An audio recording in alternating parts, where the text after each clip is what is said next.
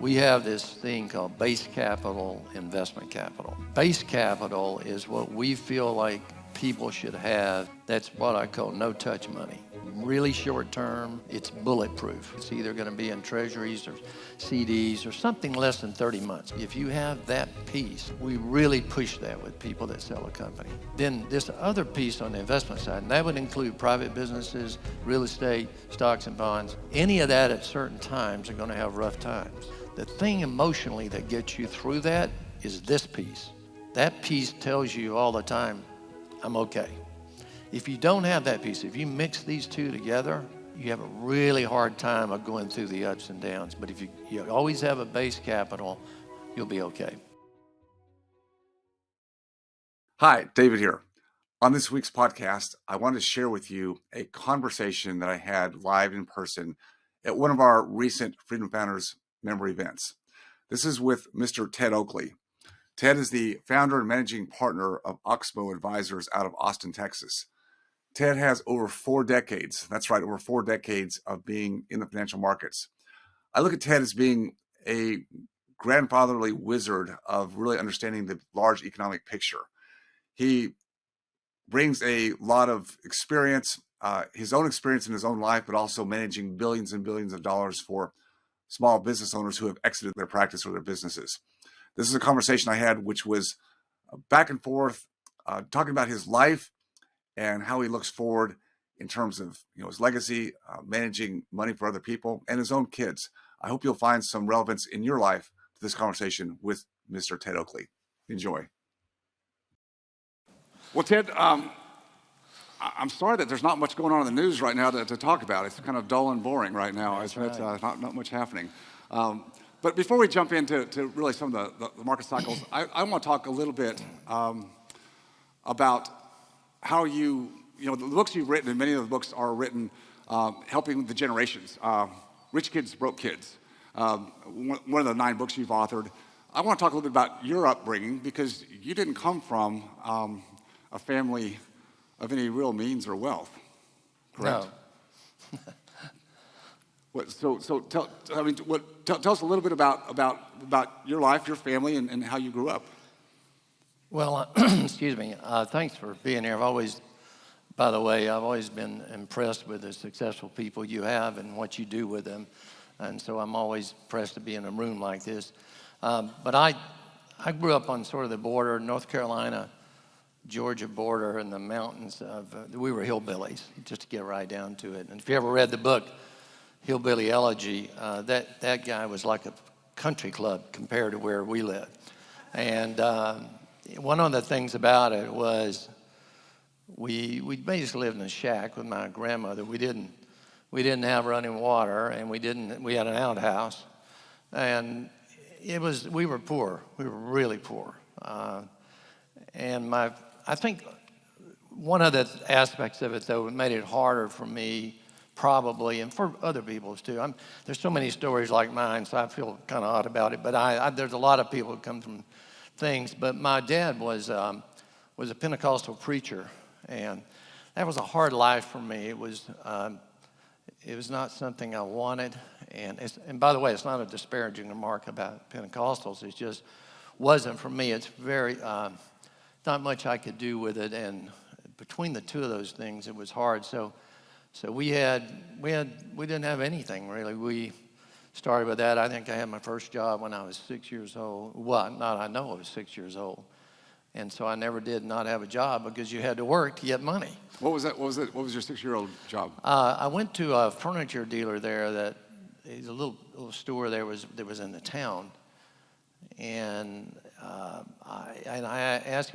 I'd seen some TV guides, and I asked. He ordered them for me, and so I would get these TV guides, and I would sell them. I would pay 5 cents for them. We sold them for 25 cents, and I was fairly neglected as a child. My parents really were into the church and everything, so I'd spend all day Saturday and part of the afternoon on Friday delivering these TV guides, and I had a way about making people feel sorry for me, and so they would buy them.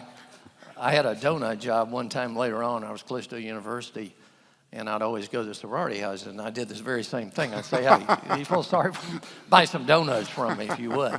And so anyway, that was the life. I mean, in a life like that, you have to decide what you really, I think at a young age, I decided somewhere along the line, I'll get out of here. And so that's the way it happened. So you decide at some point, I'm going to get out of here. Yeah. So that's a mindset that maybe not a lot of people have if they grow up in not a lot of financial wealth or means. Tell us a little bit about your education. How did you go? You stayed at home and went through high school, I assume, and then what happened after that? How did you move forward? Well, my father ended up, he was all over the place trying to find the right way with these churches, and so he ended up in Greeley, Colorado. And, did you really? Yeah. That's where I grew up. Really? Yeah. Well, it's interesting because we lived in the ghetto. We had it's still there. It was this little church, and we lived in the bottom of it. And it was, I went back and looked at it 5 years ago. It's about 650 feet. Wow. We had 5 kids, and the 2 of them. And we came from hillbilly northern Georgia to Greeley, Colorado, because he wanted to missionary to the sugar beet workers. And don't ask me why. I don't know how it came about, but it was an interesting change of life for me. But then he ended up back in East Texas. And so, 9 or 10 days after I got out of high school, I left home. And from then on, that was it. I was on my own. And that's okay. There's a lot of people doing that then and now and probably in the future. So you didn't have any reticence about leaving home. The way you grew up, you had to be, I guess you and your other 4 siblings, right? You had to be relatively self-sufficient because your parents were very devoted to their interests. And so you learned to be self-sufficient, resilient early. So leaving at that point in life was not a huge step out, or what did that feel like for you? Well, it depends on what you want. For me, it's interesting, your name here, Freedom Fighters. It's interesting to me because I just wanted freedom. You know, I couldn't be myself. I knew that from 9 or 10 years old. You couldn't be yourself because you were under the jurisdiction of the family culture or whatever it was. The whole thing. Okay. And I knew people in the community thought we were a bit odd, and you know, because they do all kinds of things in that church that are different. I'm Episcopalian now, so if I brought that back to Episcopal church right now, they wouldn't know quite what to do. But there's a lot goes into it back then. They're very, very, very strict, and so you know, you left at that, and that's really what happened. I left, and I started. I ended up at Texas Tech University. Oddly enough, because a guy that I knew went out there and he could get a job. I did Tyler Junior College for a little while, and then I went out there, and I was working a lot, and I had to work so much that I ended up dropping from 12 hours to 9 hours, and I had this thought in my mind, they'll never draft me, which was wrong. They drafted me, and it's like so many things in life. I think all the adverse things that happen to you're better off for it in the long run. And so that happened, and I came back, finished up at Texas Tech, moved to Dallas, and then I went to Wall Street. That's why I'm such a Wall Street cynic. It's because I spent a couple of years there, and it isn't any different today than it was then. And so I kind of got my training like that before we, end up with one of the best companies in Texas, really, and then we started our own companies. So what was how did you decide to go into the financial industry, Wall Street? What was that about? Well, it was sort of luck, really. I'm real good at math, but there was a company called Anderson Clayton Foods, and I don't know if any of you remember green goddess dressing and all this sort of thing. That came from Anderson Clayton.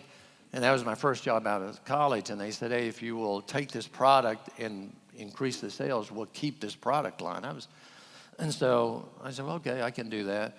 And I doubled the sales and dropped one salesperson. So I thought that was really successful. And the food business is a real low margin business unless you own it. And I ended up going in and they said, well, here's your 2% raise. And I said, well, that's not going to work for me. I've already doubled your sales. So I told them, I said, here's the number. They don't want to, and I have to tell you, I'm not afraid of many things because I've had a lot of adversity. So things don't bother me. I'm pretty resilient in that respect. And so I was like, I'm out of here. And oddly enough, just so many people helped me in my life. This guy that I knew really well by my age said, hey, come down because there's an opening. I think this guy will send you to New York with Merrill Lynch if he likes you. And I was good at math and all that kind of thing. Worked out in my favor. And that's how that's how I got in. It was sort of luck, but I love the business. I'd do it today if I didn't make any money. It's just I guess it's sort of like coaching for me. I love to coach. I love that business, and so that's the way we do it. So I assume the word retire is not in your vocabulary, really. Well, I know a lot of people like to retire. For me, retirement would be maybe working 3 days a week or 4. But no, I don't see that I don't have any reason to, number one. And if you'll notice, people in certain industry do certain things. If you really, really, really love what you do, and I see it because I work with a lot of people that sell their companies, and when they sell that company, that was their love, and it takes it out of them, and they're never quite the same because that was what they really loved to do. And you see it. Look at Paul Bear-Bryant, coach of Alabama. He quit coaching, and no time, he was dead. So I don't have a plan on it. Do you? I don't. When you love what you do, and it is a sense of coaching, and we live and I think coach through our own experiences. We don't have to know it all. We don't know it all. But I think and when you get to do it with the people you like to do it with, would that not be a key? I mean, you don't just work with anybody. There's filters to work with people that you feel like you can really help, right? Well, I have a young company. My 5 biggest players in my company, who all own some of the company, are between ages of 35 and 45. So you get a different look at other things. And I've watched you over the years. I'm so impressed with what you've done and the people you have too. I have to tell you that. We connected through Dan Kennedy, just so you know. The relationships that we have can be so valuable. I probably wouldn't know Ted because I wouldn't have the caliber of business to bring to Ted, so I probably wouldn't find him as a potential client. But here we are on a stage together because of somebody else that I know he knows, and that's the way the world works. It is truly network can solve problems or also bring a lot of opportunities. So Ted, talk a little bit about, you just mentioned people that really their identity is all about the business career, what they did in life, and when they sell or exit that mainstay business, there's issues, right? There's a number of issues. Let's talk first about the issues that you just mentioned about who am I now? And is there a way that people should be thinking about if they're going to truly think that I'm going to exit this business and there's no iteration of it that I want to continue to do, then how can they prepare mentally, psychologically, emotionally for that change? Is there a way to do that? Well, it's hard if you really, really like it. I wish there was a perfect answer to it, but I'll just tell you my experience from seeing people. The people that had a really good balance, that had a lot of friendships, a lot of charity, a lot of business. This one piece that broke off, the business piece, I found that they could sort of work around and replace part of that, if they had these other things. But I found that people that had one thing, just one, you lived your life to make money in that business, those people are not very happy. That's my experience with it. If you were balanced, you did okay. But if you weren't balanced, it was really hard on you. Just curious, do you have outside interests, hobbies that you like to do? Is there travel? Is there other things that you do when you're not focused on the business? Well, it is. If you look at my priorities in life, it's my family. I have a wonderful wife, sharp as a tack. I love her to death. 2 really successful kids. And that's priority 1 for me. My priority number 2 is my business, and priority number 3 are my foundations that I help foster kids with. So I stay real busy with that. I love to travel. I've got homes Wyoming. We spend a lot of time in Santa Barbara. But we, I think everybody has to find their own. I have a lot of friends of mine that do different things, and they're all happy. And in the end, let's think about it. I wish people happiness. Whatever that is, I wish it for them. The other issue that people who exit a business have a liquidity event is I've been shepherding this equity all my life, being operationally focused on the business and kind of at the controls to some degree, whether they're CEO position or whatever they do. And now they take this liquidity event, and that feels good, and check comes, and you pay the tax, and okay. Typically, that's why they come to you. Is what's some of the initial advice you give to people who have a big event? What do you get right out there and let's get the investments going so that we can get the returns back up and keep the cash flow going, or what's the advice? Well, when you say I write books, the books I write you can read on a 2 to 2.5 hour flight. Okay, I read a lot myself, and I find that the points I want in a book, which are usually 8 or 10 points, we're down in a 350-page book, and so we try to write it where we get the points across. But one of the books we wrote was entitled Crazy Time, and that was the first year after you sell your business. And we find in that period of time, number one, your ego's a little bit shocked because you're used to being, the boss. And secondly, the second thing that happens is you have a lot of money, and you're going to have to do something with it. And so our advice in that book is for the first year or 18 months to do zero. You don't need to go out and start investing it immediately. You're going to have so many new friends you won't believe. They're going to find you. Friends and family, right? Yeah. So, and believe me, I love balance of investment. I love real estate. I love private companies, stocks and bonds. I love all of that. But you haven't had enough time to switch your emotional switch. And so when you sell a company, you've got to wait a little while. And number one, whether you're a woman coming home and you're coming home and your husband and you sold your business, or a man sold his business coming home to a woman, they're like, hey, don't you need an office? You need to get out of here. You're under my feet. So that's little things like that, okay? And you're used to, having people run your errands or do things for your family. Oh, there's so many things that fit into it, and all of a sudden, you're not getting any phone calls. When you own the business, you get a lot of phone calls. Hey, we want to do business with you. And now I say you're not a nobody, but you need to have a balance so you feel like you're not a nobody.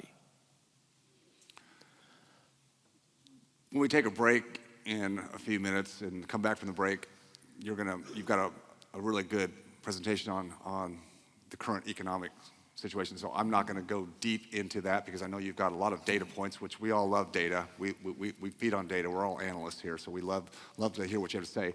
So I don't want to take away from that, but I do want to jump back into the fact that you've been through many cycles. It's like, you've seen this movie before. Not the exact same movie, but a cycle is not something that you fear. You said you don't really fear much of anything, and I get that. How do you help placate some of your clients who maybe, I don't know if they're calling you a lot this week because of what's happening in the bond market, and oil's been shooting up. I mean, it's a little bit up and down, as a lot of things are right now. How do you tend to calm people with your demeanor, your experience, and say, hey, we can get through this, we can navigate this, I know how, I've been there before? Well, I don't have a slide like this, but I will tell you it's all through our information. We have this thing called base capital, investment capital. And base capital is what we feel like people should have. That's what I call no-touch money. It's really short-term. It's bulletproof. You don't have to worry about being in some fund or anything like that. It's either going to be in treasuries or CDs or something less than 30 months, let's put it that way, okay, or 24 months. If you have that, okay, if you have that piece, and we really push that with people that sell a company, then this other piece on the investment side, and that would include private businesses, real estate, stocks and bonds, any of that at certain times are going to have rough times, okay? I own part of a bank. Of quite a bit of it. And so I see a lot of loans, a lot of people come through. I know what goes on. And right now I'm starting to see things change a bit. But if you have that piece, the investment piece, let's just say you get into rocky times, the thing emotionally that gets you through that is this piece. That piece tells you all the time, I'm okay. If you don't have that piece, if you mix these two together, and you'll see that in the slide today where, interesting enough, over 65-year-old people have the only group in the country that have increased their levels at the stock market in the last 10 years, strangely enough. And so, and as you get all of that just in one pot, then you have a really hard time of going through the ups and downs. But if you always have a base capital, you'll be okay. So many people get used to looking in recent hindsight. As we call that recency bias. What's happened in the markets in the last 12, 13 years, which we know. You'll talk about some of that, I know. Is people still feel like, well, I need to still shoot for whatever those returns were. If I was getting leveraged real estate returns, total returns in the teens or whatever they were, well, that's great and fine. You hit a bull market run and good for you, but the fact that people still want to stay there, well, I still need to search for that. I need to chase yield, right? Yeah. Talk about the danger of chasing yield and when it's time to exude more of that patience you talked about.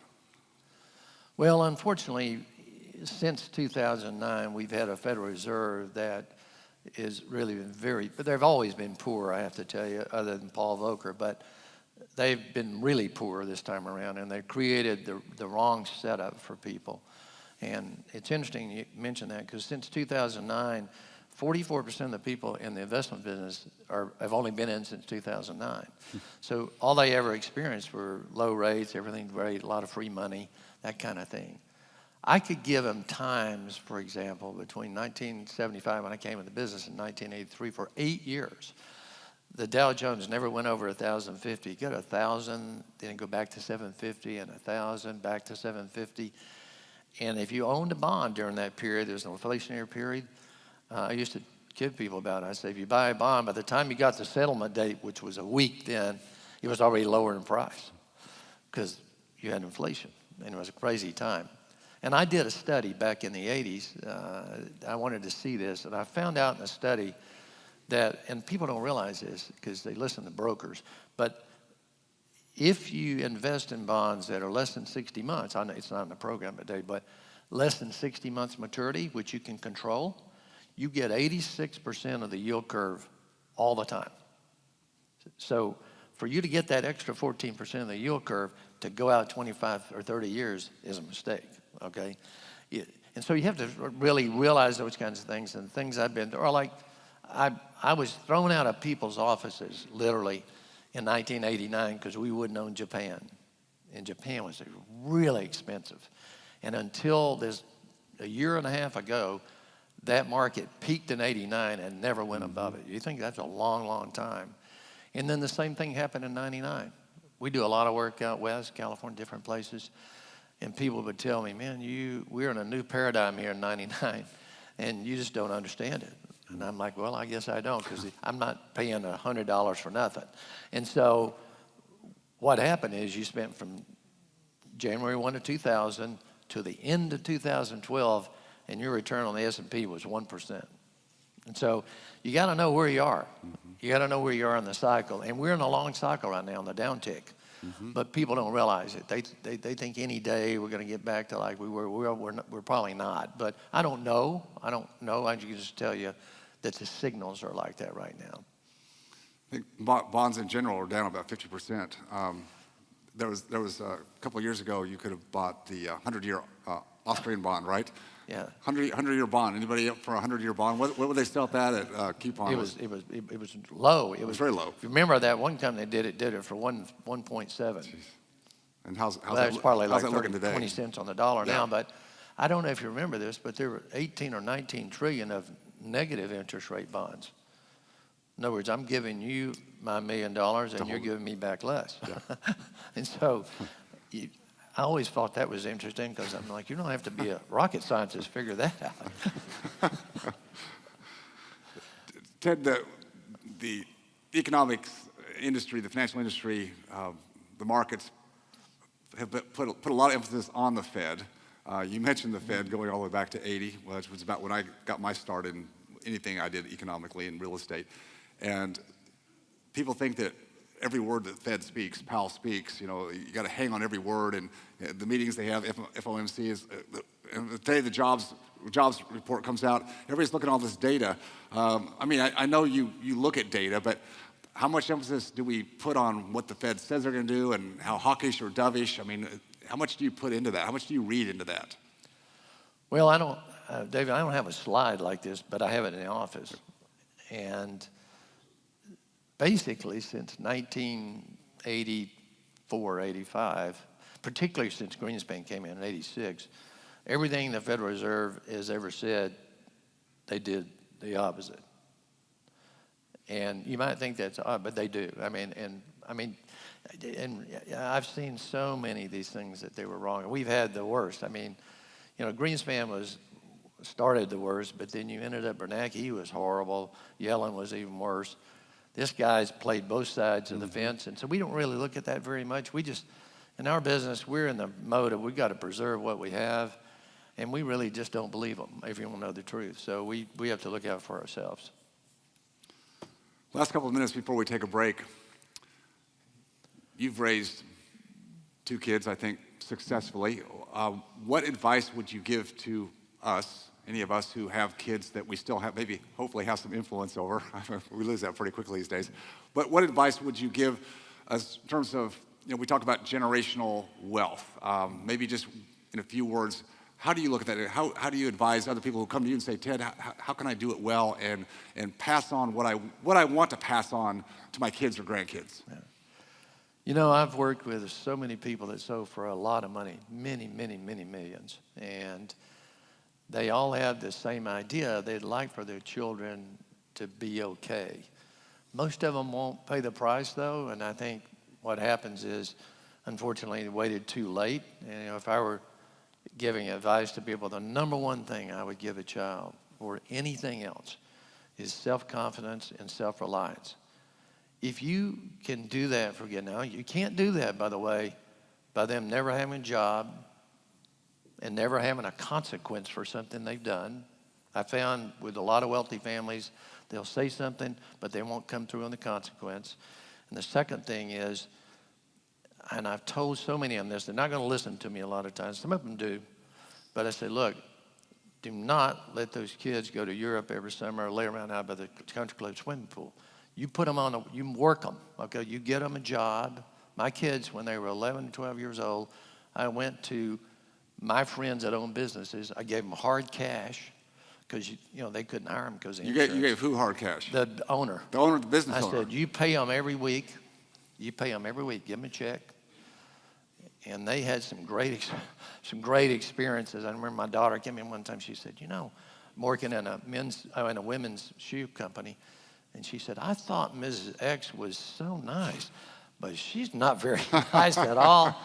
And so, see, they learn things. They learn things like that. And so, they'll have time to go to Europe and backpack. Take those kids and put them to, these are the things that count, that make somebody self-sufficient, stand on their own. And I've seen some great examples, by the way, of really wealthy people that have done a great job of it. And I've noticed the things they do. They never fly their kids private. They put them in the back. When they go somewhere, they make them work. Back in those seats back there where you're like this? They might have a home in Colorado or Wyoming or wherever, but they're working. They're somewhere else. They're working. And they make them hold the line and become self-sufficient. To me, the greatest thing you give a kid is when they leave, okay, that they know you love them, but they feel, I'm somebody, I can stand on my own feet, I can do my own thing. Because I cannot tell you how many kids I see second, third, I'm writing a new book next year, I've already got it down, called The Curse of Second Generation Wealth.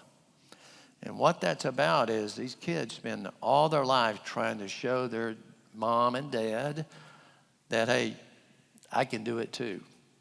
When they should be out there on their own, see?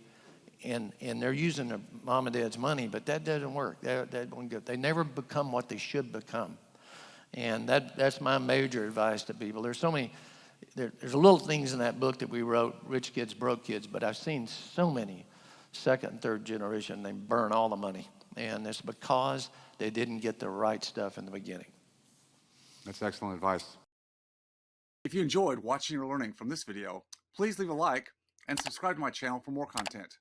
If you have a question about any of my content or this specific video, just please leave a comment down below. And as always, stay focused on your freedom. I'll see you next time.